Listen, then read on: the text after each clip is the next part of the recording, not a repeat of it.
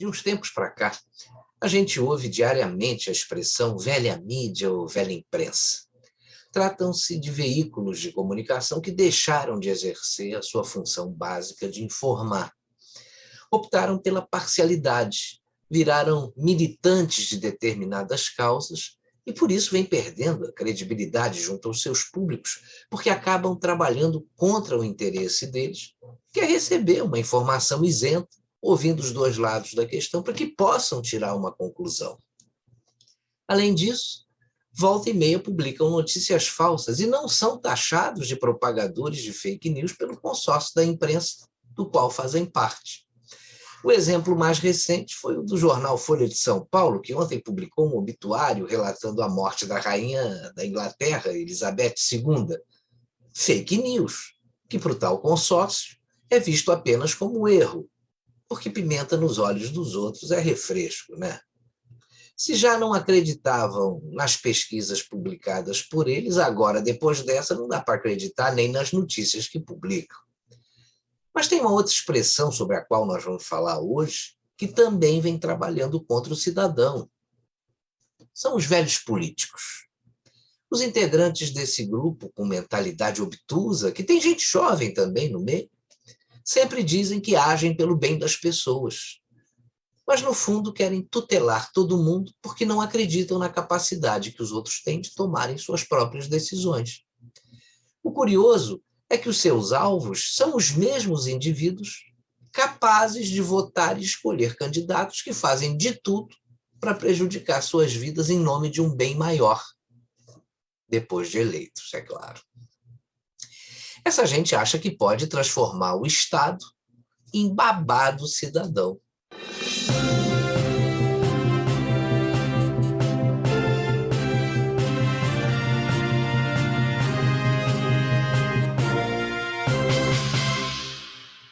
Você já reparou como tem gente hoje em dia querendo salvar o planeta?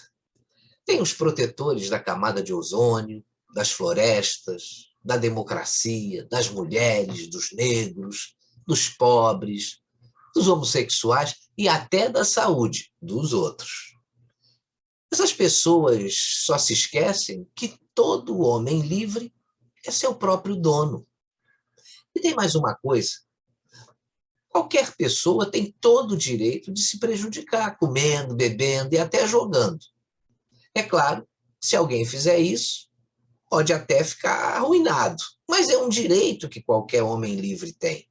Se fizer coisas erradas, vai sofrer as consequências, simples assim. Mas aqueles que se acham politicamente corretos, dono da verdade, da sabedoria e alguns, hoje em dia, até da ciência, odeiam quem pensa diferente deles.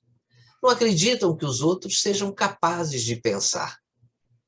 Querem fazer valer as suas crenças e opiniões. Quando ocupam cargos públicos no executivo, legislativo ou até mesmo no judiciário, se acham os benfeitores da humanidade e querem tutelar a vida do cidadão, impondo regras que eles mesmos não vão cumprir jamais. O bem que eles fazem é só para os outros. Isso não acontece somente aqui no Brasil. Veja que em 2006, a prefeitura da cidade de Nova York, nos Estados Unidos, trabalhava incansavelmente para proteger os seus eleitores dos perigos da vida urbana. Num primeiro momento, uma atitude até louvável, né? Mas quando você se deparava aí com os itens dessa agenda, que era bastante abrangente, tomava até um susto. Entre as prioridades havia propostas de proibição de consumo de gorduras trans, de tacos de beisebol de alumínio, de compra de cigarros por adultos entre 18 e 20 anos, de novos restaurantes fast food em bairros pobres, de triciclos nos parques e até de reajustes dos preços de combustíveis em mais de uma vez por dia. Chegaram ao ponto de querer proibir a apresentação de um circo no Madison Square Garden. Na cidade de São Francisco, na costa oeste, no mesmo ano, a prefeitura da cidade exigiu a retirada de outdoors que exalavam assim, um cheiro de biscoito, né, na promoção de uma marca de leite, ficavam nos pontos de ônibus. Anos antes, olha essa, a mesma prefeitura havia determinado a quantidade de água que deveria ser colocada nas tigelas dos cachorros. Também o tamanho das casas desses animais, e ainda alterou o título de proprietário de animal para tutor de animal. Na Califórnia, veja que uma leve palmada no bumbum de uma criança de 3 ou menos idade, 3 anos, né, ou menos idade, poderia se transformar em um ato passível de pena de 1 ano de prisão. Veja o nível de intromissão do Estado na vida do cidadão. Essa história de políticos burocratas e agora de ativistas que querem bancar aí os pais de todo mundo, não é novidade, né?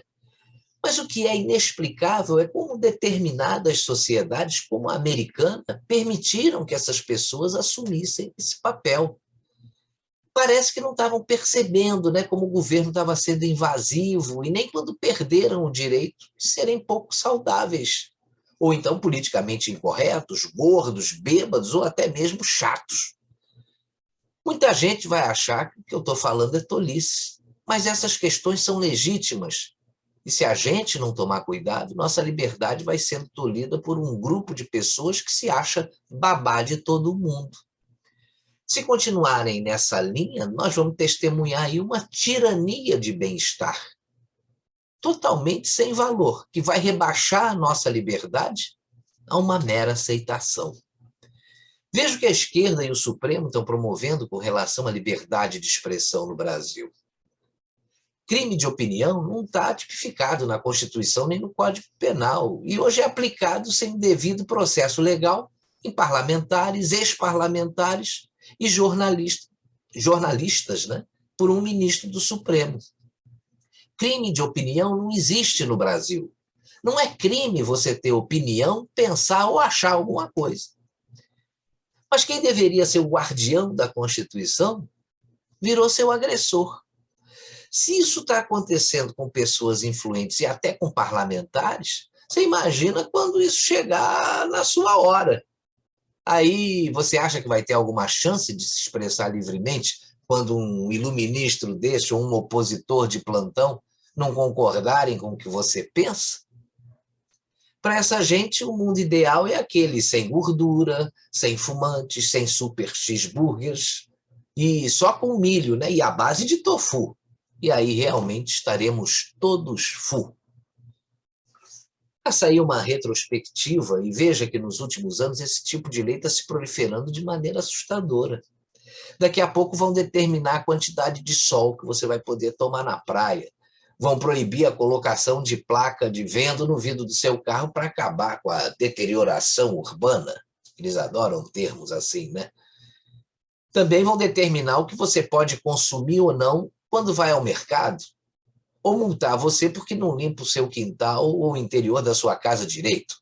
Com relação ao que você pode consumir no mercado, durante a pandemia a gente viu alguns tiranetes se revelarem, entre eles o tal de Eduardo Leite, né, que agora quer ser a todo custo candidato à presidência. Os preguiçosos e os gorduchos como eu vão ter que tomar cuidado se as coisas continuarem a caminhar nessa linha, né?